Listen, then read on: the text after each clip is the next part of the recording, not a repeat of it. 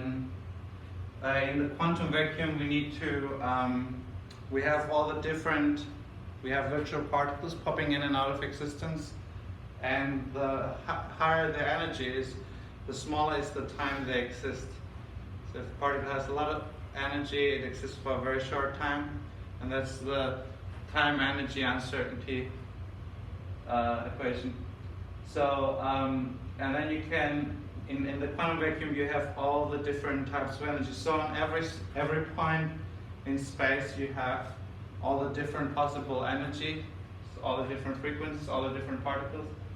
But if you just assume that any energy exists, then you get infinite energy, and you don't want that. So what you can do is you can say, okay, you only allow certain different energies. You don't allow, so you have this energy and this higher energy, this higher energy, and you could imagine that any energy in between is legit, but it's reasonable to quantize it. So, for example, you could only allow different wavelengths to be multiples of the Planck length. So that way you get discrete energy levels. So it's this kind of second quantization, like different from the norm. Like you have energy levels in an atom, but then you have also discretization of free energies. You could also try to use Planck time for the existence of those, for the lifetime of those vacuum fluctuations, but I prefer this approach. And you also have an energy minimum for virtual particles. Because if a virtual particle has very low energy, the elementary space is very small. So the wavelength is very large, but the elementary space is very, very small. If it's smaller than the Planck length, then you can ignore it for all purposes of gravity, all this granular space stuff.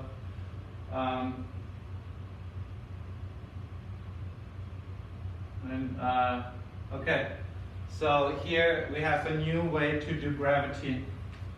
This is I call it the charge gravity constant of the strong force. So gravity, according to space parallelism theory, mainly comes from the strong force.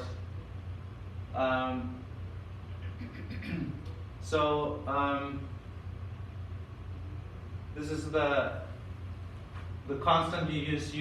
We abolish totally the Newtonian gravitational constant. Okay, Newton didn't know about the gravitational constant, but Newtonian physics is basically using gravitational constant, and it's a mystery to people why what's the exact value of the gravitational constant. They cannot measure it. Since 300 years people try to measure it. Until this day nobody has been able to do it.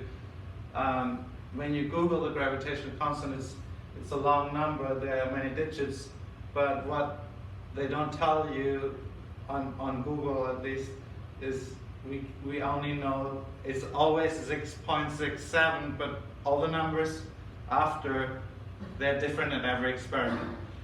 So, and there have been some experiments in the 90s which showed that there's a correlation with a strong force, but they kind of interpreted that it's a fifth force correlated to hypercharge. So they messed it up.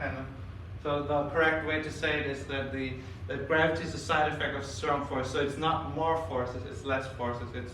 Gravity is not a force, according to this. Yours. Charge gravity constant of the electromagnetic force. So you can have the same thing for electromagnetism. So just to repeat the way this works, is you have a charge and it emits virtual photons or virtual gluons in the case of hypercharge, and that creates a higher connectivity in the vacuum around that mass. So there are more pathways leading through there.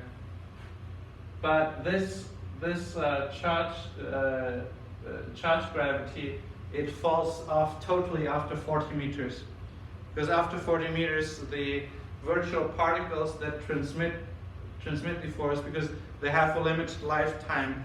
For a virtual particle that transmits the force to go very, very far, it needs to have very few energy. It sounds a bit contradictory, but for a virtual particle to reach very far, it needs to have very small energy because its lifetime is limited.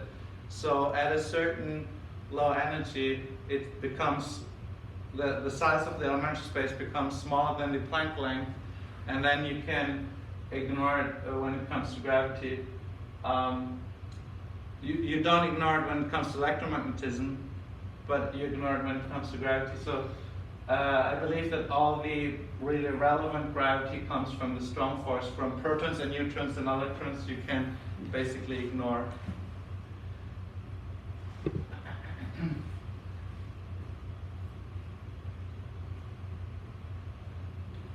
Okay, this is the Hubble parameter at different times. So because I also printed it onto a T-shirt. This is the Hubble parameter. I have many of these T-shirts. I wear them all the time, but not to conferences because it's kind of informal. So if T becomes 0, then this all disappears. This all disappears. T becomes 0. This disappears, and you're left with H minimum. So when at the beginning of time there's only H minimum, the initial Hubble speed. So H equals H minimum, and T0 is our present time. So if T becomes T0, like in the present, then these cancel out. So you have H0 minus H minimum plus H minimum. So you're left with H0, which is the present Hubble. So here you can see why this formula has this structure. Pretty simple structure. Okay. And then Hubble minimum is calculated by comparing the size of primordial black holes at the Big Bang, and the average size of supermassive black holes today. Because I believe that all supermassive black holes come from primordial black holes. Mm-hmm. And they're the seeds for galaxies to grow. So if you compare the two, you can figure out if it's black holes causing the expansion of the universe. You can, by comparing them, figure out what was the initial speed of the expansion. Because when you look at the universe backwards in time and you squeeze down the black holes, you don't go to 0 because there's a minimal mass for black holes because of basically because of elementary spaces. You cannot have infinitely small black holes. You have it's about 1 million kilogram. About 1 million kilogram is the minimal mass for a dark matter black hole. Okay, so from this equation you can derive this equation, which can tell you the distance to any galaxy in the universe. You plug in the redshift of the galaxy and you get how far it is. And I can tell you that intergalactic distances are stretched out a lot in space particularism theory.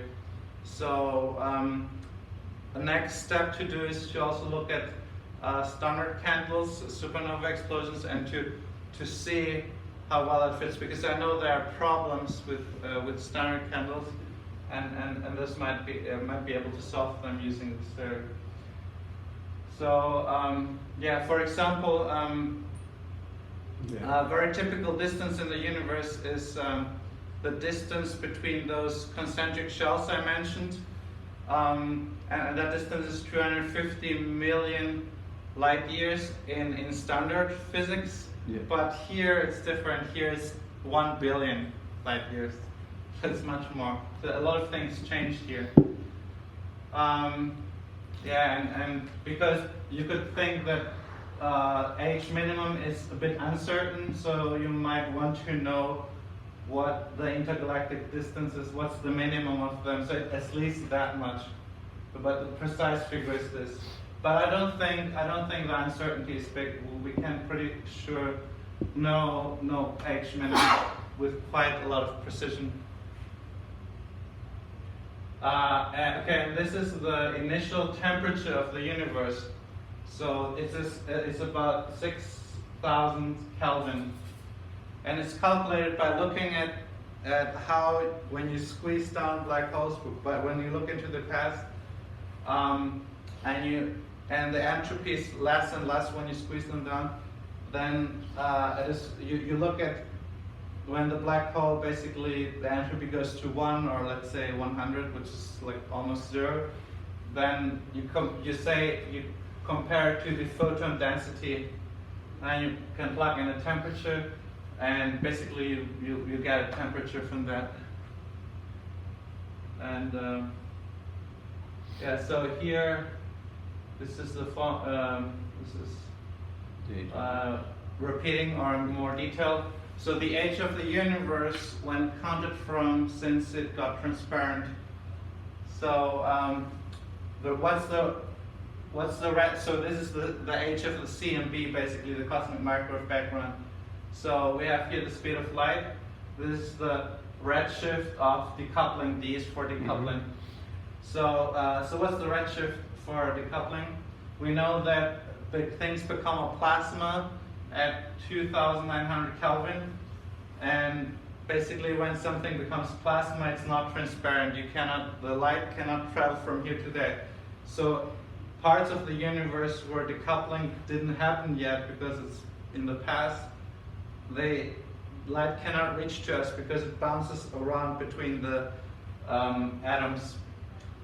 So, and this is the temperature of the cosmic microwave background now, 2.7 Kelvin, 100%. So the age of the universe, after it got transparent, is 42 trillion years, much more than in the mainstream. So this basically corresponds to the 13.8 billion years of the Standard Model, because in the Standard Model, basically, the age of the universe, the time that passed before decoupling is almost injectable in the Standard Model, because in the Standard Model the universe starts expanding very quick, then slows down, then accelerates again. So there, this time is before decoupling is very small. You can almost ignore it. While in space parallelism theory, it's just as large as the time after. Before and after is almost the same large.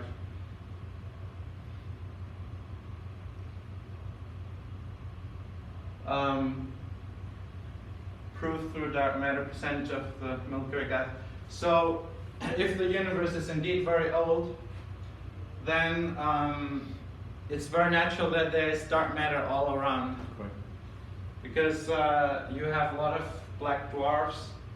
Now, black dwarfs are theorized in the mainstream to be able to exist in the future, but people think they cannot exist now because all the white dwarfs would have to turn to brown dwarfs and then become totally invisible, and people think there's not enough time for that.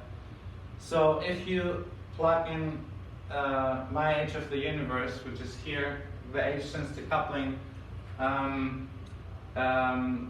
and you know that one star out of 1,000 stars becomes a black hole, and the rest becomes black dwarfs, and so on. And you also have the star birth rate.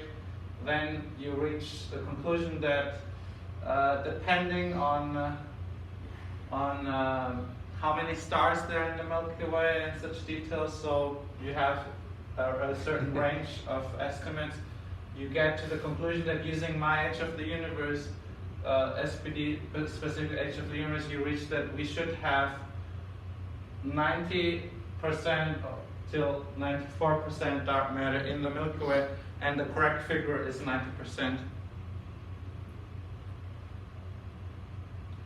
And the full age of the universe, you have to plug in the maximum temperature, which was derived from using the entropy, using the entropy density of the universe. I didn't mention that before, but anyway, the full age of the universe is 86 trillion years. How was the initial temperature? Light years, right? Light years. Yeah, actually, I prefer to talk about light years because I'm an idealist, so I don't believe in time without consciousness. So for me, it's basically just a type of virtual time, like the time you see when you look out in the universe. It just, in my opinion, the universe is just automatically created as you look back. So it's like yeah. So for finding the initial temperature of the universe, first the entropy density of the universe had to be estimated. In the early days I was using a mainstream estimate, but that cannot be true because if all the intergalactic distances are stretched out, and if you only have to look at supermassive black holes, then you basically always deal with intergalactic distances, and if they stretch out, your density becomes lower. So the mainstream estimate is not correct. Okay, the list of supermassive black holes in the universe is pretty large, so it's not even visible on this projector. I had to squeeze it down in order to put it into my book, otherwise it would have been 13 pages instead of 3 or so pages. So here are all the different entropies of black holes and the distance to those black holes, the SPD specific, and it yields this entropy of the universe. Here, 10 to the power 76 joules. Okay, so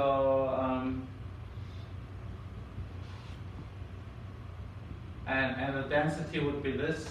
Yeah. The mainstream figure is like 22 or 23. Yeah. So the initial temperature is this. You plug it in here. Okay, and then you can also look at acoustic oscillations. So sound waves in the plasma, early plasma, before the universe got transparent. There were all these dense regions, which were basically primordial black holes, and there were these differences in density caused sound waves.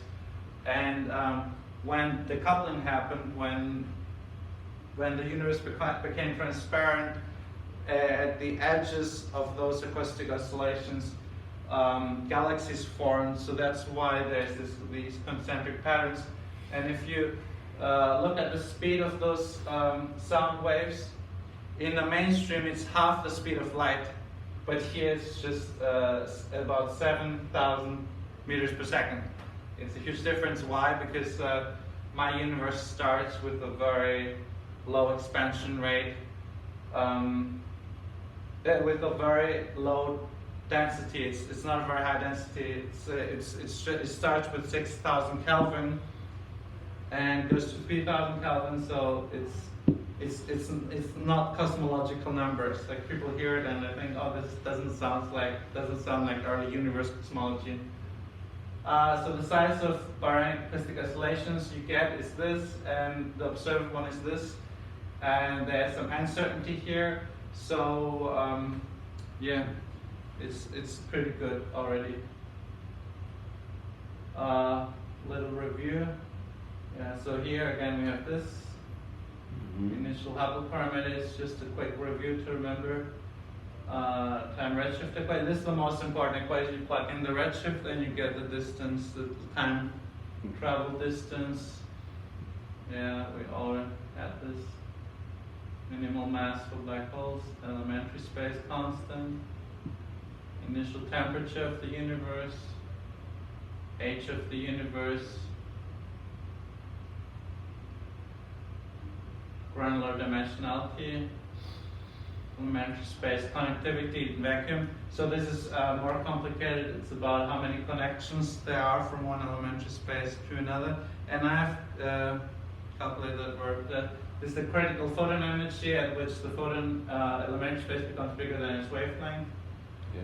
Critical electron speed. Here for the electron it's more complicated, but same result, basically same wavelength almost. So this is the most complicated part of my theory. It's about how many connections there are in the quantum vacuum.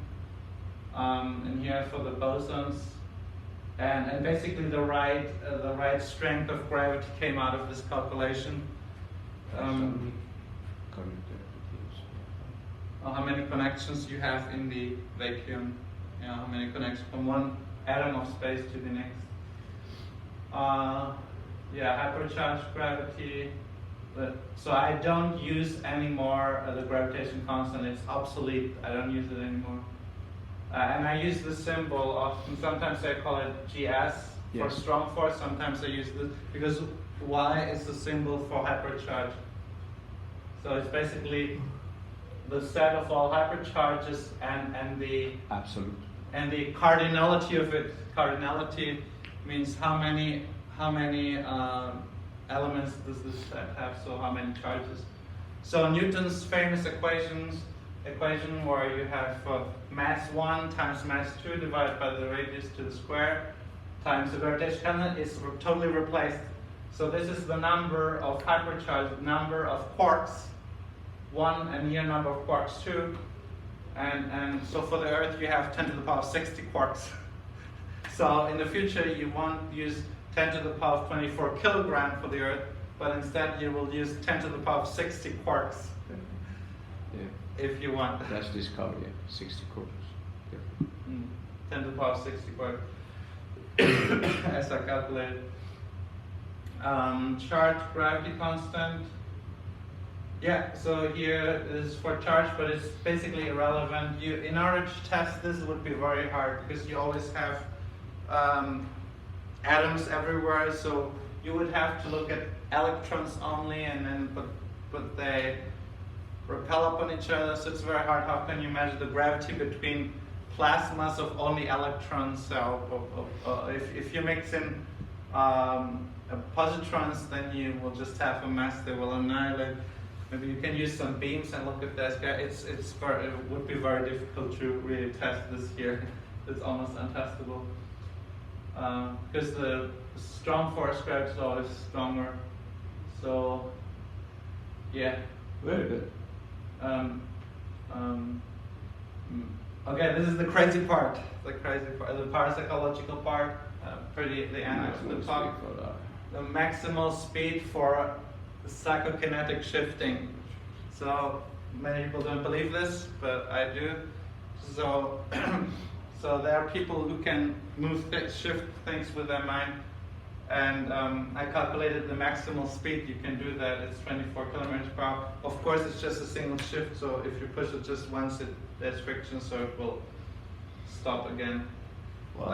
And this was using basically looking at the temperature. If all the psychokinesis based on using the thermal energy of the object and just making the wave function collapse in a way that the majority of the particles move in a certain direction, then you can get the speed here. If you use the general success rate for mind-body interaction, for mind over matter interaction, and this here is the success rate for interacting with a random number generator.